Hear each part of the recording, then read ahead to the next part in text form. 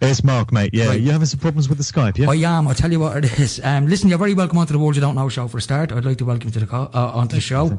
It's a pleasure to have you. Yeah, I'll tell you what the problem is. They've got brand new computers in the studio and they've put a brand new version of Skype on the computer and it just popped up all black and I'm saying, oh, yeah, what's going on here, you know? But that's why I asked Trevor to get you to call me. Can you bring Trevor into that call, can you? Well, let me just try. That's grand. Now Trevor's he's in the call now. That's grand. Good evening, Trevor. Hello, Mick. Hello, Mark. Can you hear me? I can hear you loud and clear now. That's it. That's grand, lads. Right, we can get this interview now underway. I think we're all here now. We are all here now. Listen, thanks very much, lads. You're both very welcome onto the World You Don't Know. As you know, Mark, Trevor is a de facto co-host. He pops in every now and again, and he's been an absolute pleasure to have on the show. And it's thanks to Trevor Evers that you're on here tonight. So I appreciate you coming on. And the subject we're going to talk about, I suppose, the nefarious influences in the music industry, which is a subject I've had a very, very keen interest in for a long time. Because you just have to watch the videos and the symbolism that's in them to know that there's something sinister going on with music. Now, you're an acclaimed DJ. I've read a bit of your bio today. You're from the UK and you've travelled most of the world playing as a DJ. And now you've since then written a book. I can't remember the name of the book now for the life of me. I've had it on my page, but I don't even have my page loaded up yet. Musical Truth. Yeah. Sorry, what's the name of the book again? Musical Truth. Musical Truth. And it's the truth about what's going on in the music industry. Do you want to give me a little bit about your own background and what got you into this, Mark? Yeah, well, I've been a radio and club DJ for the past 26 years, and what I'm doing now is very different to what I did for the first 20 years, which was travel around doing gigs and doing radio shows and writing for music magazines, and that was my life up until 2010. And in that year, something happened to me, and I came to some realizations as to what this world was really all about and who was running things, and how we're manipulated and mind controlled all our lives and conditioned to believe a different version of events.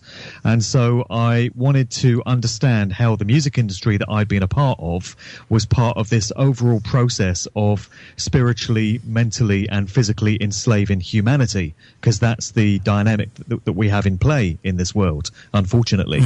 And so I threw myself into research to look at the part that the music industry plays in this overall process. And it's one of so many different strands. You know, you could be looking at the banking and financial industries and the way they screw people over. You could be looking at the world of academia, you know, universities and colleges and all the misinformation that they give to people under the guise of education.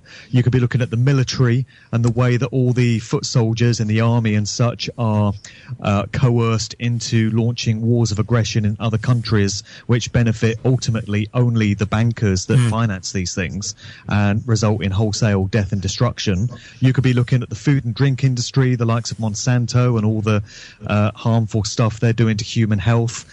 It just happens that my specialist area is the music industry. That's what I'm interested in, having been a DJ, and so that's what I focus on, and I leave other researchers to look at all these different areas. But the other areas are just as vital to understanding what's really going on. Now, and we have, sorry, go ahead. But what I was going to say there is, you know, you've heard the term, and I actually put it into the promo comments for the show tonight. I ended it with, you know, people have heard the term that you've sold your soul to the devil.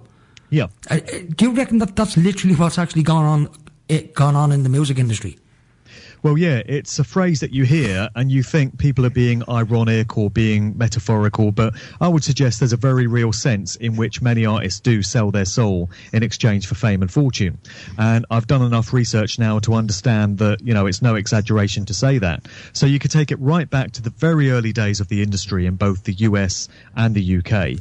And you could take it all the way forward to present day. And there are so many artists you can put forward as examples of those that do seem to have lost their humanity and degraded their spirituality in exchange for fame and fortune.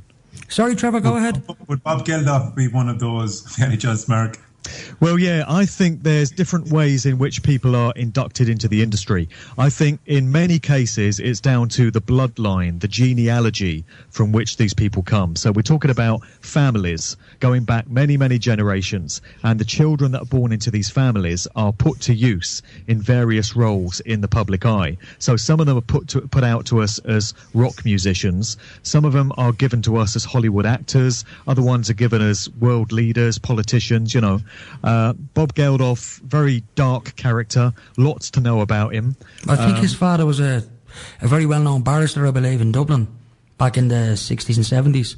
I believe so, yeah. And he's part Jewish as well. He's not a full-blooded... Yeah, Geldof is not, it's certainly not an Irish name. There's probably no other Geldofs in Ireland, only him.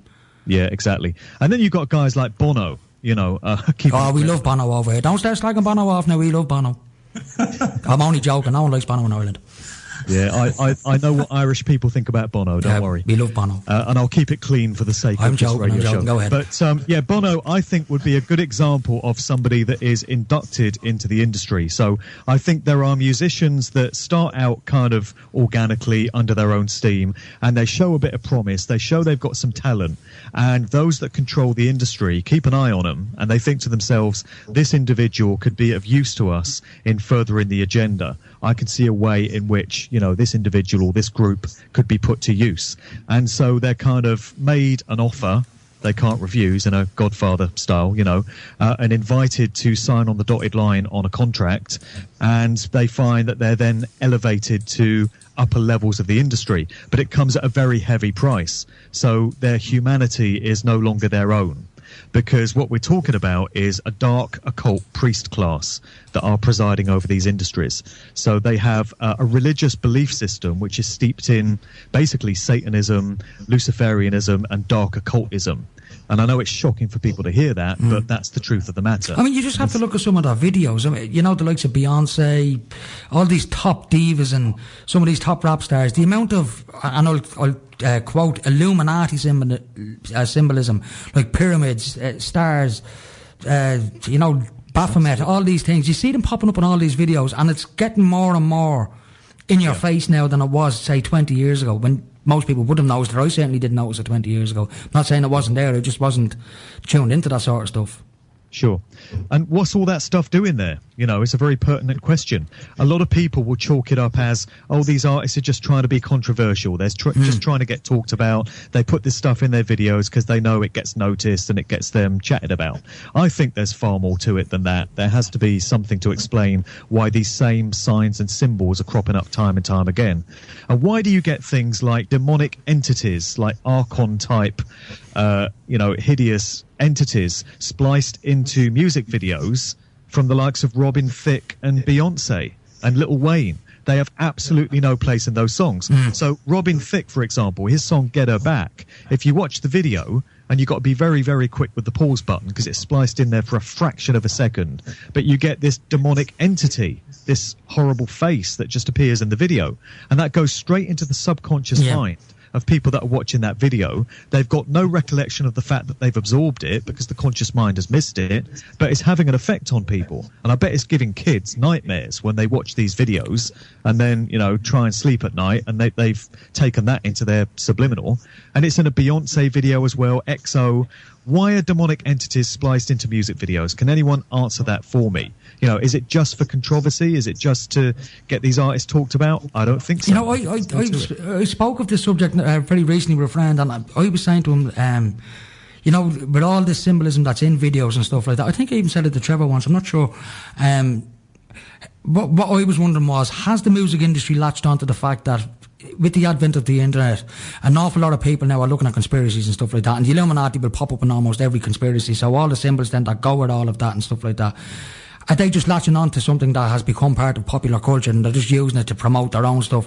Or, as you just said, is there a nefarious thing going on within the music industry? I think there is something bad going on within the music industry, something purely evil.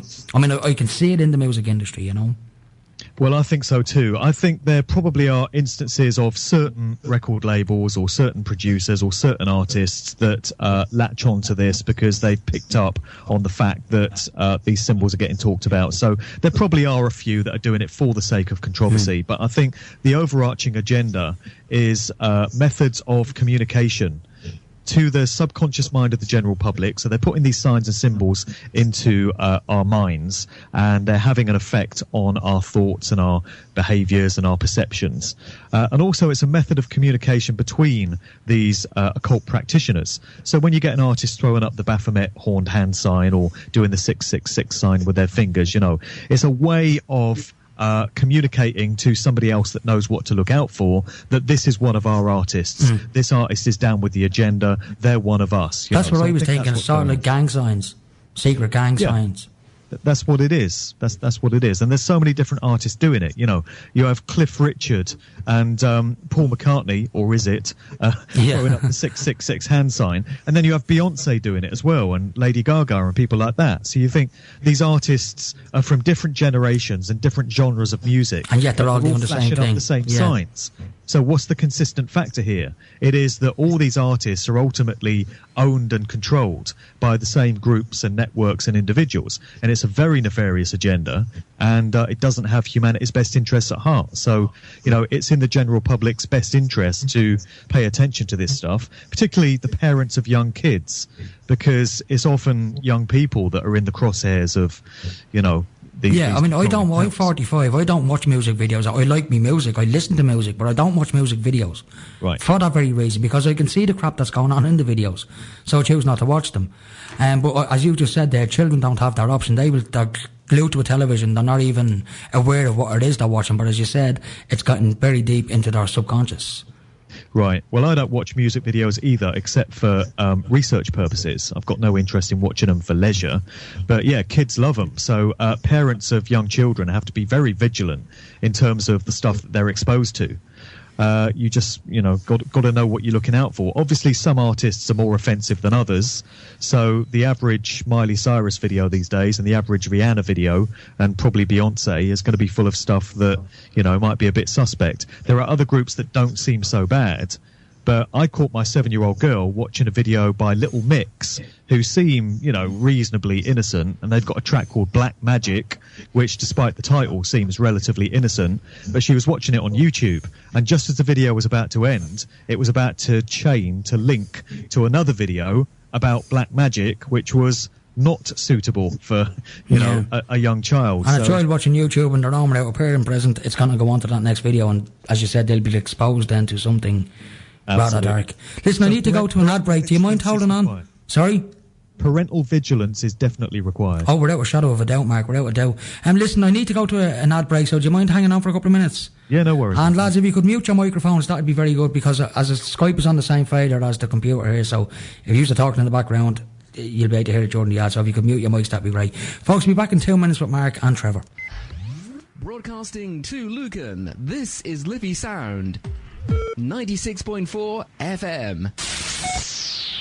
Now, folks, you're very welcome back. Now, just before I go back to Mark and Trevor, I just want to say I made a big boo-boo this morning. I'd completely forgotten that I was to have Mark on, and I double-booked another guest, a previous guest, Mr. Tom Ryan. So Tom is listening. I apologise profusely for that mix-up this morning, and I hope to bring Tom onto a show very, very soon to talk about sovereignty and a few other subjects as well. But as I said, I double-booked this morning. That was a big mistake on my part, but I'd already arranged to have Mark on and completely forgot. Unprofessional, I know, but sure, these things happen, folks. Anyway, I do hope to have Tom Ryan on in the near future, so very good guest as well, so one to look out for. Now, lads, you still with me, yeah? Still here. That's great. Mark, I want to put a question to you, Mark. I know a band over here, and I'm sure Trevor knows them very well, Aslan. A great Irish band, right? And I've always had a theory as to why they never made it outside of Ireland, because amongst Irish people who like music, most Irish people will tell you they're better than you too. They would, even live, like, they're an absolutely fantastic band. But if you read the lyrics of a lot of their songs, their early stuff, it's the kind of music and the kind of lyrics that get you thinking about yourself and your place in the world and stuff like that. And I think it's the kind of music that could wake you up. If you were someone that was, I don't even like using the term asleep, but someone that wasn't wise to what was going on in the world. And I've always had a theory that the reason they never made it was because of the kind of songs they wrote. Would you agree with that? Well, it could well be, yeah. The controllers of this industry don't like groups that inspire and uplift humanity and give us message music. Certainly with contemporary stuff, there's no message in mainstream music at all right now. It's just completely empty and it's just junk and devoid of spirit. Are we still there? Yeah. I can hear your voice coming through in the background. Do you have on loudspeaker behind you or something? No, I'm just hearing the echo. Right, there's a little bit of feedback. Yeah, that's a bit better, yeah. Okay, It could be my end, I'm not mindful sure. of groups such as U2, for instance. So we were talking about U2, and I'm very conscious of the fact that when they first emerged, they appeared to be making music that was of that nature. Yes, it was of that nature. Yes, like So they had Sunday Bloody songs like Sunday. Sunday Bloody Sunday, Yeah. and Pride in the Name of Love, and they appeared to be a group that had something to say. And there was a point in their career where they would have been steered off in a different direction, and those types of songs finished. And we all know the true nature of Bono now, and that group generally. We don't need to go into it, but it does seem with some groups they kind of disarm the general public by giving you songs and giving you music to make you think that this group is on your side, and then at a given point they completely change direction. So I heard a guy I think you know, Freeman Fly. Yeah. Yeah, I'm a big fan of his. I've been looking at his stuff for years, and I remember he was describing this the process that they put the young stars through.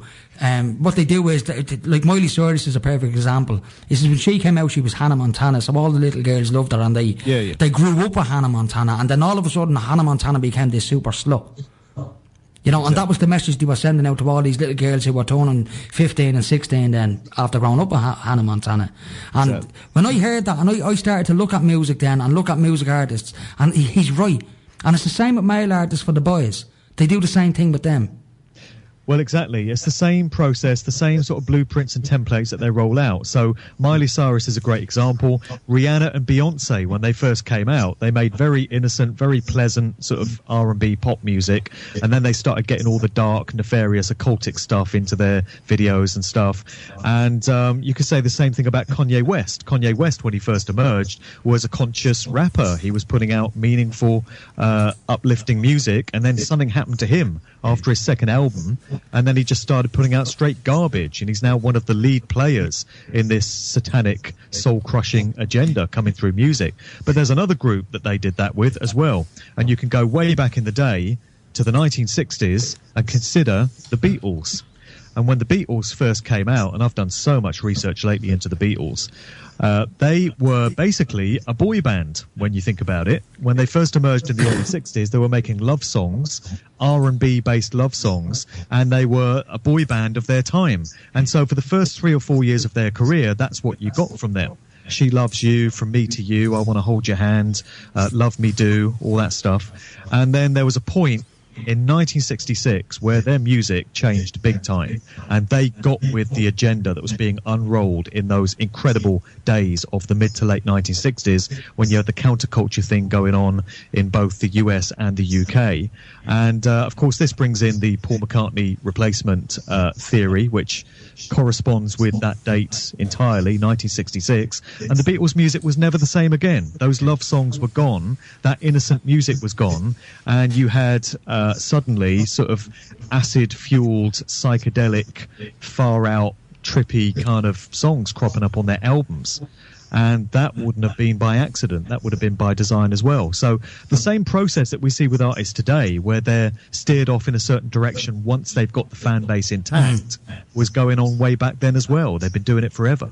Yeah, I've just got a text in from one of my listeners in the UK, one of my friends, Ray Moore, and he sends in a great text. He says, Robert Johnson wrote Crossroads, which led to the mythology as referring to the place where he supposedly sold his soul to the devil in exchange for his musical talents. Crossroads was covered by Clapton and Cream, great versions too, and various others. Does your guest think it started well before them, with, say, Mozart or Beethoven? And like he's saying, Robert Johnson goes back to 1936. Do you think it started before that with the likes of Beethoven and Mozart? Well, I think it did. So the legend of Robert Johnson selling his soul in exchange for great fame and fortune and musical talent from the devil at the Crossroads is kind of this myth and legend in the contemporary music scene, I would say, in rock music and blues music. But you could take it back to the legend of Faust. So you've got this German story going back many centuries of Faust. And the idea there was that the protagonist in the story, in exchange for great worldly wisdom and incredible experiences, sold his soul to the devil. So the idea goes at least that far back, and probably much further. And there are many researchers into the classical music greats, such as Mozart and Beethoven, that are of the view that in the same way that the Beatles and the Rolling Stones were selected to be the prominent groups of the 1960s, and they were very much a part of that time and they suited that particular agenda, back in the day when classical music was the dominant force, there would have been a reason why these names were the ones that you'd heard of and not all the others. There would have been many composers writing music, but we don't know about them. Their names have been forgotten by history.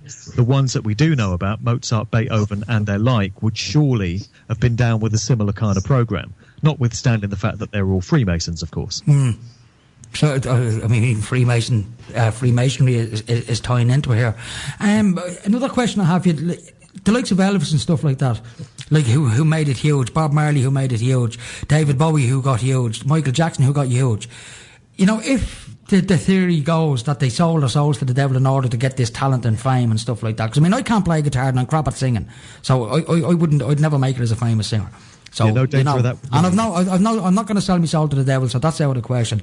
But if that is true and they do sell their souls to this devil and they do get this fame and this talent and all this fortune, is there a price that they must pay? Well, I believe there is. So selling your soul to the devil is kind of a metaphorical thing. I don't believe there's a singular entity. No, I don't believe that there is myself, but it's as a metaphor, like, it does work, you know, that they're handing their life over to someone else for all this fame and fortune. But at the end of all of this, whatever length of time it is, they've got to pay a price. Like, I'm thinking Bob Geldof, his daughter dying in mysterious circumstances, Michael Jackson dying under mysterious circumstances, although I believe he was probably murdered because he started to speak out. Exactly. Yeah, you often get this concept of blood sacrifices, which is part of the deal to become famous and successful, is that you have to nominate a loved one, somebody that's close to you, a family member or a close friend or somebody like that, to be offered up as a blood sacrifice. And it's certainly a compelling idea when you look at the large number of artists that do just happen to have lost a close family member very suddenly in some very bizarre circumstances sometimes. But on top of that, I would suggest that there is karmic payback for the choices that we all make in this life. And best believe that natural law, spiritual law is in effect, and it's consequentialism, and you can expect karmic consequences to be dished out in exchange for the free will choices that you make and the thoughts and emotions and behaviours that you choose in this life. And that comes to everyone, whether you're a so-called elite, you know, practitioner, or whether you're just some regular member of the public. Karmic consequence and spiritual law is very real, and I would suggest that many of these people that have made these kind of pacts and these deals, they might have the fame and fortune in this life, they might have the speedboats and the mansions and the Bentleys and all of that, and they might enjoy it for a few decades, but ultimately you can't escape karma, which comes to bear down upon you. And on the day that these individuals exit this reality, I would say that's when it's going to come home to roost, you know. There are always consequences. They'll know what that price is then. Listen, I need to go to my last set of ads, and then we've got about 15 minutes then, but I want to play a song after the ads that I want you to listen to, Mark. And it's a great song with a band I mentioned earlier, Aslan. And it's one of the songs I think that if you listen to the lyrics closely, you'll understand why it didn't get an international release. It's only known in this country and amongst Irish expats outside of Ireland. So I'll go to my ads and I'll be back in about 5 minutes, folks, with Trevor and Mark. I know Trevor's been very quiet in the background. Sorry about that, Trevor. But we'll be back in a couple of minutes, folks, and we'll take it from there. Talk to you all very soon. Okay. You're listening to Liffey Sound, www.liffeysoundfm.ie. Listen online, community radio at its best. Now, folks, that was Aslan, Christy Dignaman. You Gotta Make It. Did you hear that song there, Mark? Yeah, I heard that, yeah. The lyrics in that, for me, I'll tell you why I like that song so much. I was never into that band. I mean, they're a Dublin band. I know the lead singer personally, we're quite good friends. Yeah, I don't know them at all. You don't know them? No. Well, you're not supposed to, you see, because you don't want anybody outside Ireland knowing who Aslan are because of what's in their music. I firmly believe that, and I've always said it. The media over here will tell you that Aslan never made it because the lead singer was a heroin addict. He's probably one of Ireland's most famous heroin addicts, or he was. I mean, he's still alive now, but I mean, he's battled cancer and all, but the Rolling Stones put on every drug under the sun. Was a heroin addict. Exactly, you know. Like, so to think that they didn't make it because he was on drugs is bullshit. They didn't make it because of the stuff that he sings about. I've always said that. And bands like him will never be allowed to make it because of the influence they will have on people. Look what happened during the hippie era in the 60s. They the establishment shit themselves. When all that went down with John Lennon, to give peace a chance, that's the last thing they wanted. Controlling it, didn't they? Immediately. They did, yeah, and that's what I'm saying. Let it go its own way. But I think it backfired on them. I've heard stories about the CIA, encouraging the hippie revolution in the 60s, but it got out of control on them. It was started out as a social experiment. Do you mind if I come in here? Yeah, do, Trevor, come in, please. Yeah, I was silent up until now because I'm totally absorbed by Mark's information. And I know Mark, I've known Mark now the last couple of months, a really knowledgeable guy and a really lovely guy as well. This particular area of waking up has been the hardest for me. Like, I've been a big music fan all my life, and especially a big Beatles fan. Yeah. And then to come across this information, I know Mark was nice enough to send me his book and sign it for me as well. And I was absorbed in it for a full week, and to come across some of the information, like, I'm a guy who, I said, big music fan, big Beatles fan all my life, but also some of the songs like, say, Wake Up from Muse, Rage Against the Machine, that song. Oh, sorry, yeah, Rage Against the Machine, yes. Yeah, and the Muse one as well, is it Resistance? Resistance. So all those songs, like, is kind of, to me, represents kind of waking up, really. But, things like, I'll give you an example, one of my heroes, Jim Morrison, to actually get into him and the truth about Jim, the fact that his father, and Mark can go into this better than me, his father was a military man.